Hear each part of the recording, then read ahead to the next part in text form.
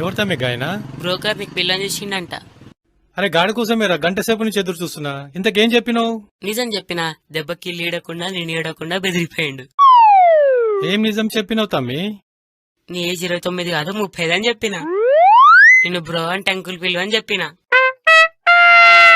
ఏయ్ కొంప ముంచినావు కదరా. నువ్వు మన బస్సులో మోస్ట్ ఎలిజిబుల్ బ్రో అంటుండు. నిజమే కదా తమ్మి? ఏవో మన బస్సులో ఉన్న మోస్ట్ ఎలిజిబుల్ అంకుల్ అని చెప్పిన. మొత్తం చెడగొట్టినావురా.